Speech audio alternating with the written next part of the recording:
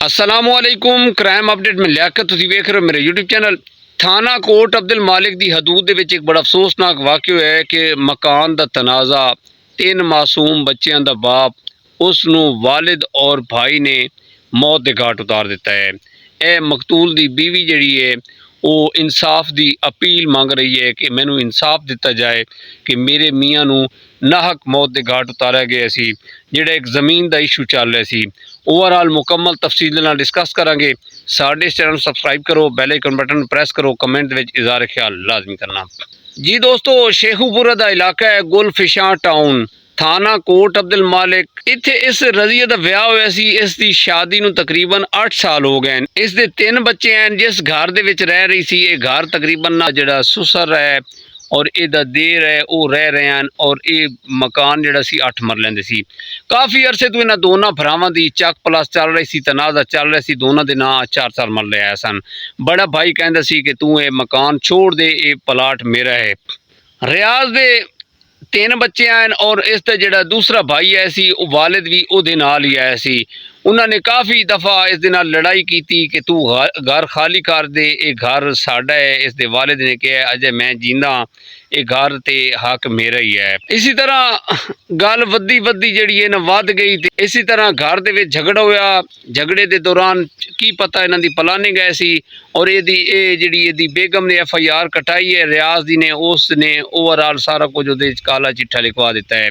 वो कहती है कि इन्होंने एक प्लानिंग बनाई हुई सी बाप और बेटे ने कि अपना जिहड़े दा भाई है सी, बाप का बेटा रियाज, इन्होंने उस दे नाल जनाब लड़ाई की थी, उसनूं भी फायर किए थे, मैनू भी फायर किए। रज़िया जख्मी हो गई तो उस टाइम रियाज की हालत काफ़ी ख़राब हो गई।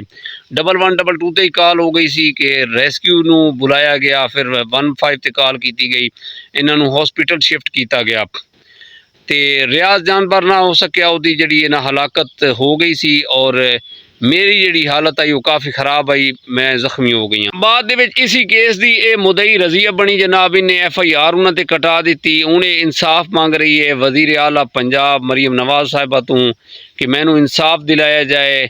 मेरे मियाँ नूं नाहक मौत के घाट उतारा गया है।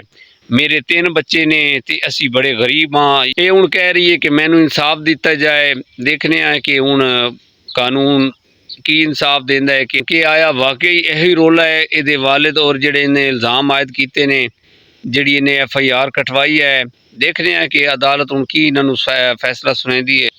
जी दोस्तों, कितने बड़े अफसोस की गल है कि एक बाप दे 2 बेटे और झगड़ा जिहड़ा है वो जमीन का है, घर का है, प्लाट का है।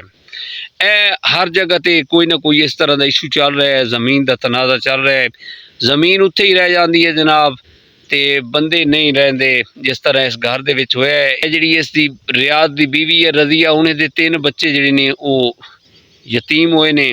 कुछ फैसले होंदे ने जज्बाती जिहड़े इन्हें रियाज दे भाई और वालिद ने कीते ने, जज्बात दे विच आके ये बह की गल हो सकती है ऐसी कि जिस तरीके दे नाल उन्होंने उसनूं मौत के घाट उतारा है। दोस्तों, जज्बात और तैश दे विच नहीं आना चाहिए जिस तरह इन्होंने कीता इस दे नाल। और हुण ये अदालतां दे चक्कर कट्टणगे, इन्हों की सज़ा होंदी है, उम्र कैद होंदी है या कोई और सज़ा होंदी है, ये तो हुण अगे जाके पता चलेगा। इन्हां दे परिवार का की होएगा। इसे पैगाम दे नाल सानू इजाज़त दो। अपना ढेर सारा ख्याल रखना। मुलाकात होएगी अगले व्लॉग दे अंदर। खुदा हाफिज़।